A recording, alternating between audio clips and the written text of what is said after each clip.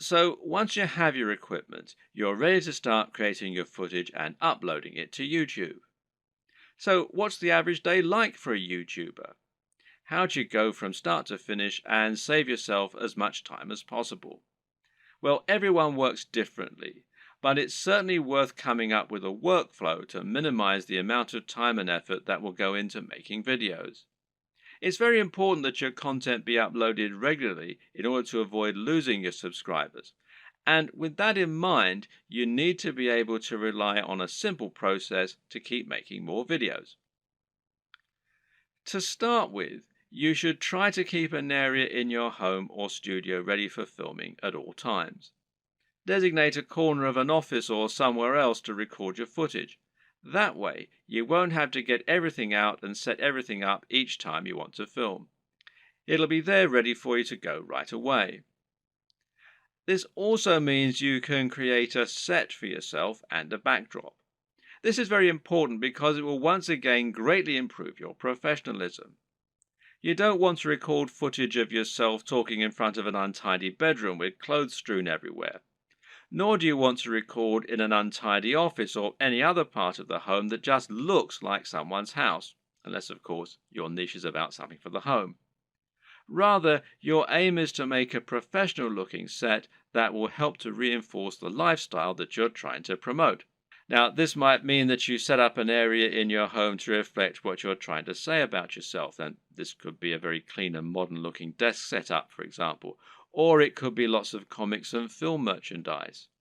Another option is to use a completely white background, which is achievable with your lighting equipment and a white wall or even a bedsheet pulled taut, or to print out a large canvas or poster that you can use for your backdrop.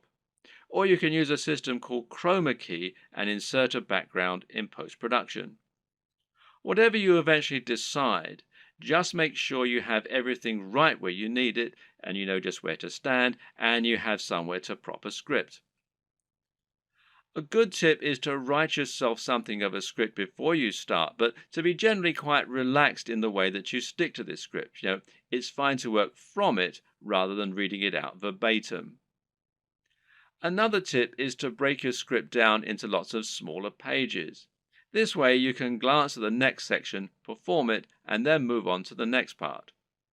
If you have a big enough storage card, then you can record everything in one take and then subsequently edit into a video that people will want to watch. But to do this, you also need to make it as easy as possible for yourself. You can do this by moving slightly each time you perform the next page. This will not only help you to see when you got the take right when looking at the footage in the editor, you'll know that the take just before you moved was the right one, but it'll also make it much more dynamic video as you'll be moving position on the camera as you speak. This makes it easier to edit in cuts too, as when you cut, you need to either keep your position the exact same or make it purposefully very different. You can't just move slightly, as this will look like an awkward twitch. Another tip is to clap at the start of each new section. Why? Because that will make it easier for you to see the audio spike in the editor. One more. When recording your footage, always leave long spaces before and after each take, and generally record much more than you think you're going to need. This will give you more to work with in editing.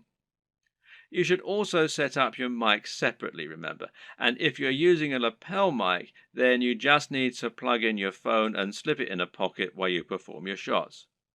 You can do this all in one take as well.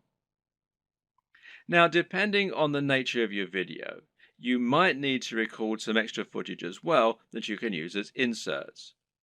A long video of someone talking is not normally very engaging, which is why you'll want to switch it up often with clips of other videos or with images. One way to do this is by collecting a B-roll. Now, this is insert footage of the product you're reviewing, of your location, or of anything else that is related to your subject matter. The way you'll then use this is to have your audio running continuously in the background and then switch the footage of you speaking for footage of your products or of the environment. Collecting B-roll is a definite skill and will involve using the tracking head and tripod as discussed earlier.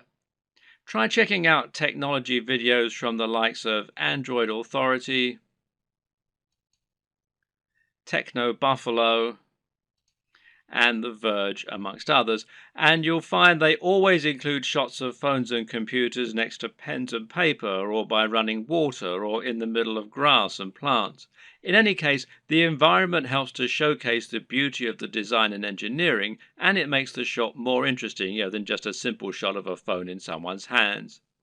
This shows off that lifestyle again, and it makes everything look attractive and desirable.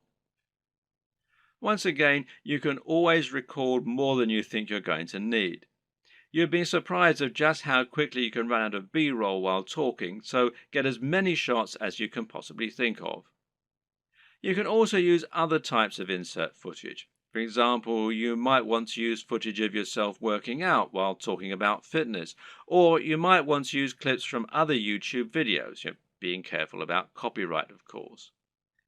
The latter you can accomplish by using various tools that allow you to download YouTube videos. A good choice is heyperphone, which you can download for free from the Windows Store. There are all manner of other ways to collect fun footage too. How about using a time-lapse, for example? Timelapse Pro is an app for Android, iOS and Windows, and it's perfect for creating time-lapses of all kinds of things. Once everything is done, you're ready to edit your video. Open it up in your chosen video software and import it along with all the additional graphics, sounds and other materials you intend to use. You now want to sync up your audio to your video, and most programs offer easy ways for you to do this. In Adobe Premiere, for example, it's a simple matter of right-clicking on both and then selecting Synchronize and then by audio track. Now the audio will be in sync, and you can just put the video on mute so that it's replaced by the high-quality audio you recorded separately. Now, just link the audio and the footage so that any edits you make will affect both, as though they were recorded at the same time from the start. You'll want to line all this up so that you have all your footage in order and so that there are no awkward pauses. It's also important to keep things moving and to keep things dynamic all the way through. If you're using lots of B-roll, then you should make sure you move from panning shot to panning shot. It should never be motionless or you'll lose focus. So make sure that you record lots of footage so that you have lots to work with, but then edit heavily too so that you're losing lots of it. Once everything is in order and the sound is lined up, you can then start to insert your extra footage and lay this over the top, intersperse it. Normally, you'll keep the audio going continuously and just cut back your video as you do this. If you watch the aforementioned Android Authority videos, then you'll notice that they tend not to have much of themselves talking at all. They have a clip at the start and at the end, and perhaps one or two in the middle, and the rest is all B-roll. Finally, try adding the video opener, any bottom thirds, and your logo and your music, and make sure that you get the audio balance right with the music, and consider using a small introduction before the opener. These final touches will give your video a real air of professionalism while helping to really drive home your branding. Now you just need to save your video in a format that YouTube likes, such as MP4, and then start to upload it to your YouTube account. All this can take a fair bit of time, so be sure to leave yourself time unless you have a really fast connection. And this will be even truer if you're using 4K footage. A tip is to use Chrome to upload. Google made Chrome and they own YouTube, so the two play nicely together. If your upload is interrupted and you're using Chrome, then you'll be able to resume it from where you left off later on, even if the computer's been turned off. While your video uploads, you can use the time to fill out a few of the extra details that YouTube requires from you. YouTube will ask if you want to monetize your video with ads, for example.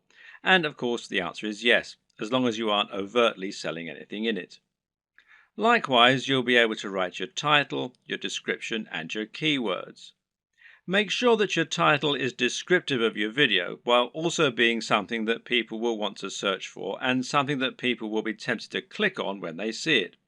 We'll go into this in more detail in a subsequent video.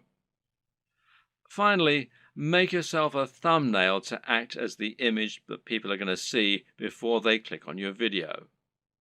If you don't do this, then YouTube will select a still from the video itself, and while this can work, it might not give potential viewers the right impression of what your video is all about. The right thumbnail image can make a huge difference by making your video much more appealing and impressive looking when it appears in the feed. Before you dive into your content creation with both feeds, let's rewind for a second and assess exactly what this will involve and what it means to be a YouTuber. How does one go about making money on YouTube, and how much can you expect to make? It's important you understand the business model here, as that is going to affect the way that you approach your content creation and your general approach to making money online. The main way in which you make money on YouTube is via advertising. Google has its own advertising platform, and it uses this to allow companies and brands to pay to show their adverts on your channel. This is a form of AdSense, for those who know what it is, which means it's PPC. In plain English, this means the advertising uses a pay-per-click system, although you can also get paid when you get a certain number of complete views. In other words, you aren't getting paid a flat fee for your advertising or getting paid per month. Rather, you're getting paid each time the advert is shown and each time someone clicks on it. Of course, not everyone who comes to your channel is going to watch the adverts all the way through or is going to click on them. But you can generally assume by pure statistics that you'll get a certain amount, which is called your CTR or click-through rate. And this means that for every 1,000 views on a video, you're likely to get paid a certain amount on average. Now, this isn't very much, and to be honest, you're probably going to need hundreds of thousands of views daily in order to make a decent amount of money, and certainly if you hope to make a full-time living from YouTube. But it can be done, and you can get there, if you're willing to not only work hard, but also work smart. Advertising is just one option, however, and there are actually many more ways you can monetize YouTube if you want to. One great example is just to promote a product of your own and sell that. If you can create an ebook, a clothing line, or anything else, you can promote that using your channel and drive sales. And this will work very well if you can focus on that value proposition and promoting the lifestyle as we've discussed earlier. Don't have a product? Well, no problem. You can promote products other creators have made and earn a commission on the sales. This is called affiliate marketing, and it pairs particularly well with YouTube, seeing as you can be very persuasive when people actually get to see you talking about the product in person, and you can even demonstrate it right on the screen. And finally, you can try and get sponsorship deals.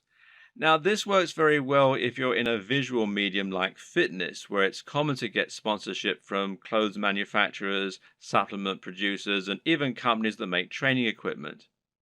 You can then demonstrate the products that you're promoting in your videos, and that way you can get a lot of exposure for them.